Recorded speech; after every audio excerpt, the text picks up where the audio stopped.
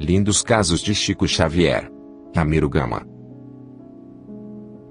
Segunda parte. Parte 15. 141. Lição preciosa. Assim, conversava o caro médium conosco, diante de um pequenino riacho, que orava, baixinho, humildemente, aos nossos pés, colaborando com o ambiente, tão pobre de valores materiais, mas tão opulento de graças espirituais, cuja presença sentíamos comovidos. Pressentindo, deste modo, a história dolorosa dos irmãos visitantes e visitados, muitos de cujos membros familiares desencarnaram, uns pelo suicídio, por não aguentarem a experimentação permanente, outros, pelos seus sofrimentos, agravados, pela desesperação, o Chico pediu-nos a colaboração da palavra, a fim de que lhes contássemos casos evangélicos e para que, melhormente, pudéssemos ler e sentir uma lição do livro da vida. Num clima de sursum corda, atendemo-lo. Falamos a nós e aos presentes. Finalizamos, lembrando-nos de que somente nos desamarramos dos vícios e das paixões, e nos damos pressa de atravessar o rio dos preconceitos em busca da verdade, quando somos apartados de entes amados ou empurrados pelo aguilhão da dor. Pegando a nossa deixa, o prezado médium, inspiradamente, contou-nos a pequena história abaixo, que muito nos comoveu e possibilitou vivêssemos todos um momento de respeito e exaltação à palavra do Divino Mestre. 142. O ateu. Em certa localidade do interior de Minas Gerais, morava um ateu incorrigível. Era casado com linda e digna mulher e possuía um único filho, que contava 12 anos e se constituía o seu maior tesouro. O ateu, tanto quanto possível, não perdia a oportunidade de revelar seu ateísmo doentio, como que zombando da crença alheia. Sua prendada esposa o advertia, quase sempre, sem proveito. Continuava negando Deus, multiplicando seu ouro e adorando seu filho único. Quando menos esperava, a morte veio, silenciosa, e levou-lhe o filho, entristecendo o coração materno e enchendo de desespero o coração do ateu. Passaram-se 2 anos. O ateu, agora, magro e pobre, sem a esposa, que também fora levada para o além, sentia-se só e doente. A conselho de alguns amigos, bateram à porta de vários templos, até que, numa tarde abençoada, foi ter a uma sessão espírita. Aí começou a receber os primeiros socorros. Seu coração, trabalhado pela dor, perdera as vestes negras da vaidade e do orgulho. E, numa noite, quando mais se mostrava convicto da verdade espírita, o filho incorpora-se num médium e lhe fala: "Meu pai, como me sinto feliz em vê-lo aqui. Como demorou a encontrar a grande estrada. Graças a Deus, que veio. Mas foi preciso que eu e minha mãe pedíssemos muito, a seu favor, para que o Pai do Céu nos atendesse. E vou contar-lhe uma historieta que um de meus mentores me contou com relação ao nosso caso. Numa aldeia da Índia, vivia um fazendeiro rico, que se especializara na criação e seleção de animais. Possuía grande quantidade de vacas reprodutoras de boa qualidade. Era um homem bom e prestativo. Desejava ajudar a todos os seus irmãos de romagens na terra. E, assim, resolveu partilhar sua obra com seus vizinhos de outra aldeia, que limitava com seus rumos por um pequeno rio. Mandou selecionar alguns bois e uma vaca, que possuía um bezerro único e os enviou aos seus companheiros. Mas, na passagem do rio, todos os bois passaram, menos a vaca e o bezerro. Tudo foi tentado sem proveito. Alguém então alvitrou: amarrem o bezerro e atravessem com ele o rio, que a vaca acompanhá-lo-á. De fato, a vaca, vendo o filho amarrado, berrando, pedindo-lhe socorro, atravessando o rio, não se fez de rogada e também o atravessou. Aí está, meu pai, a lição preciosa que a historieta nos dá. Foi preciso que eu fosse também amarrado pela enfermidade, e jogado no rio da morte para que o Senhor atravessasse o rio do preconceito, e viesse até mim e sentisse, como está sentindo, comigo, a vida verdadeira e, deste modo, iniciasse o resgate de suas faltas. Louvado seja Deus. 143. A lição foi também para nós. Como vemos, a pequena história, contada pelo caro médium, tem a sua aplicação, na hora presente, junto a nós todos. Igual ao ateu, outros irmãos existem fechados à realidade da missão redentora. Espíritos endurecidos, cheios de preconceitos, enferrujados pelo orgulho e pela vaidade, indiferentes ao seu progresso espiritual, Por aí vivem sem roteiro, colocando o coração no tesouro dos prazeres, do dinheiro fácil e no endeusamento à família material. Quando menos esperam, vem o temporal das dores, os ciclones das separações, os relâmpagos das quedas do poder, e a grande hora de silêncio, para a meditação. Chega também para que sintam que aqui viemos resgatar faltas do passado, penetrar pela porta estreita da virtude e entender os chamados do grande amigo, que há 2000 anos espera pela nossa chegada, como ovelhas perdidas, ao seu redil abençoado e acolhedor. No ambiente da ponte achavam-se muitos confrades do Rio e de São Paulo, médicos, professores, advogados, homens de negócio, e todos compreendemos que a história contada pelo querido Chico foi um verdadeiro medicamento para as enfermidades de visitantes e visitados. Acordara-nos para o Cristo de Deus, convidando-nos a abandonar as amarras dos vícios e das paixões, a lutar, com fé, pela nossa reabilitação, a renunciar, a amar e a perdoar. Para não termos mais ilusões. Para possuirmos o coração iluminado pelas luzes do Evangelho, colocando-o no tesouro imortal dos ensinos daquele, que é caminho, vida e verdade, nosso Senhor Jesus Cristo. 144. Tudo se paga. Na peregrinação pelo Morro das Viúvas vimos preciosas lições. Sentimos não as poder registrar todas aqui. São verdadeiras carapuças, gritos de alerta, abençoados estímulos para todos que as vimos, a fim de que, colocando as barbas de molho, aproveitemos o tempo e lutemos por apagar tudo. Isso é com o bem feito hoje o mal que fizemos ontem. 145. Com açoite no braço. Vimos um homem sofrendo a prova da miséria, porque era doente sem ninguém para o assistir. O Chico pediu-lhe que nos mostrasse o braço direito. Tirou o paletó e nos colocou diante dos olhos um braço enorme com uns babados de carne mole, arroxeada, esquisita, mas parecendo um açoite enrolado, cheio de nós. Saímos de seu quarto impressionadíssimos. Mais adiante, o Chico explicou-nos, este nosso irmão foi, no passado, um capataz muito mau. Com aquele braço direito açoitou infinidades de escravos, muitos dos quais desencanaram, vítimas de sua impiedade. Voltou assim, como vocês o veem, trazendo no braço o que lhe está no espírito, que é como um eco dos açoites irados que deu, e daí o sofrimento indescritível das suas vítimas.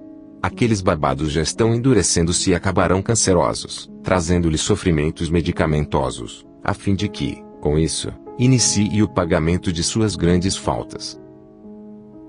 146. Prova de isolamento. Vimos ainda uma senhora, aparentando ter uns 60 e poucos anos, sofrendo a prova do isolamento.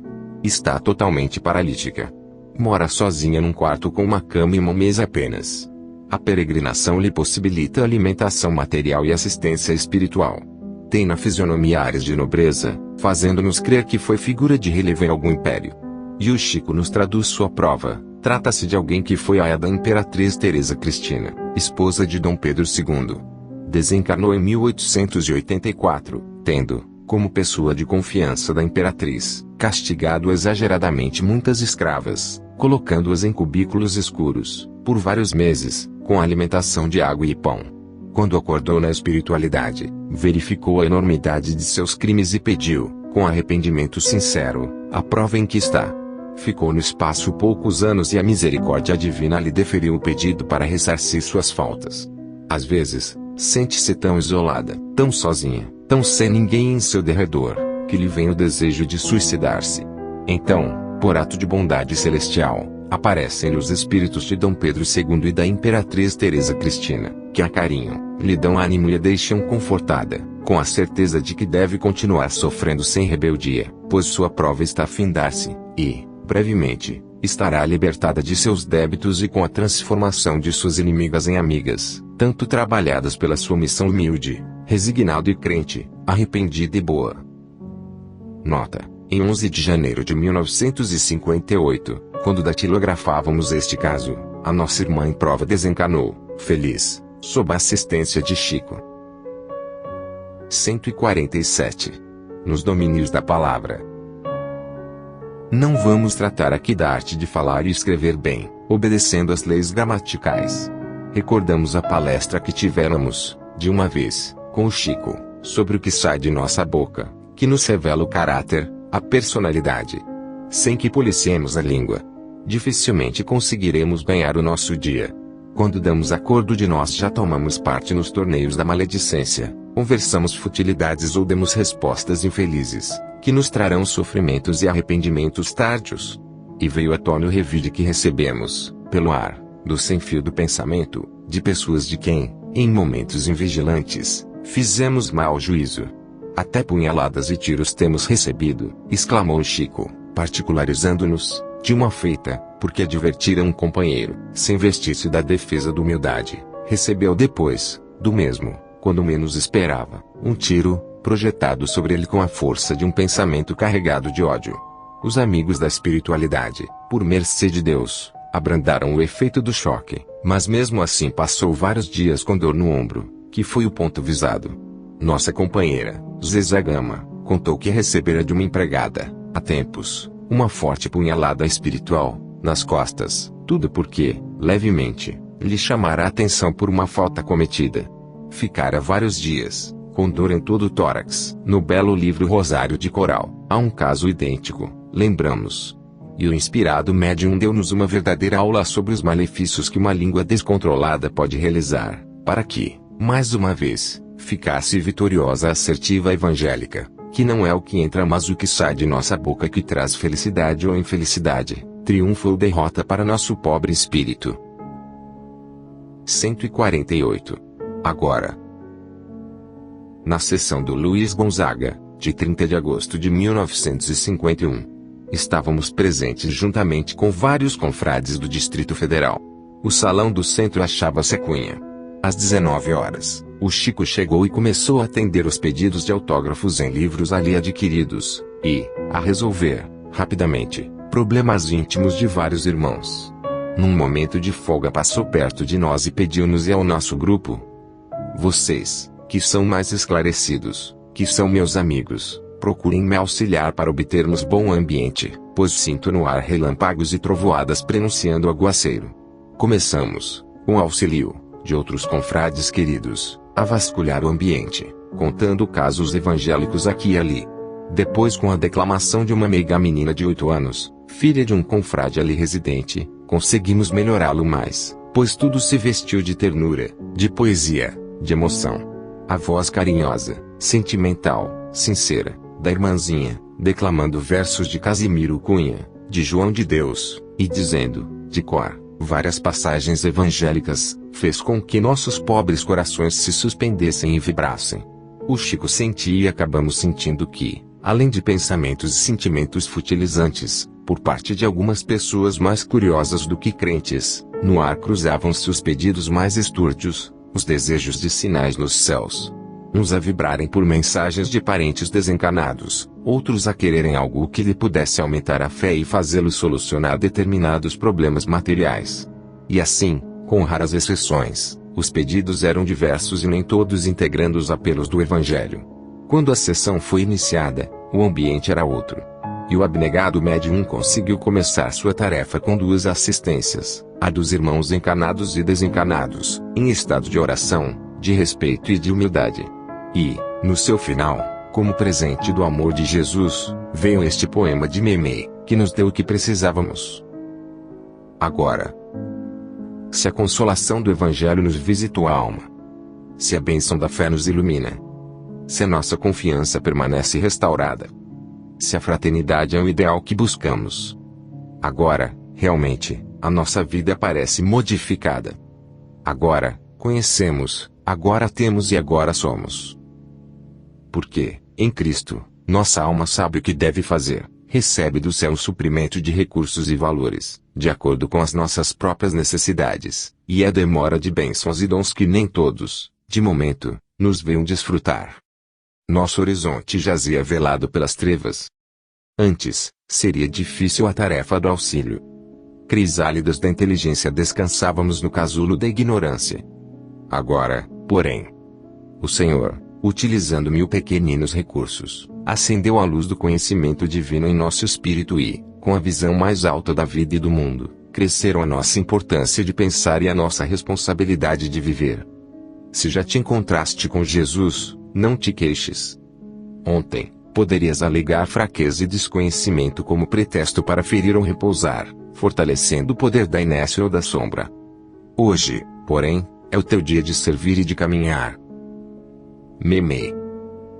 E todos saímos do Luiz Gonzaga alimentados, visitados, abençoados, estimulados, compreendendo cada qual que, agora, só deve ter uma preocupação, um dever imperioso: servir, servir, servir sempre. 149. Cristo em casa. Adelém da Cartago de nossos escritos, o tema de nossa predileção em nossas humildes palestras tem sido, há quase 30 anos, desde que nos tornamos espíritas, o Evangelho no lar, Cristo em casa. E diz bem Emmanuel, com experiência e sabedoria, amorosamente prelecionando-nos: quando o crente percebe a grandeza da Boa Nova, compreende que o Mestre não é apenas o reformador da civilização, o legislador da crença, o condutor do raciocínio ou o doador de facilidades terrestres, mas também, acima de tudo, o renovador da vida de cada um. E, assim, procura trazer o amigo celeste ao santuário familiar, onde Jesus, então, passa a controlar as paixões, a corrigir as maneiras e a inspirar as palavras, habilitando o aprendiz a traduzir os ensinamentos eternos através de ações vivas, com as quais espera o Senhor estender o divino reinado da paz e do amor sobre a terra. O lar, que é a escola das almas, somente será templo, quando aí penetrar o Evangelho, lâmpada encantada, no dizer de Goethe, que o resguardará de todo o mal, possibilitando-nos compreender e traduzir a voz e os ensinamentos do Divino Mestre.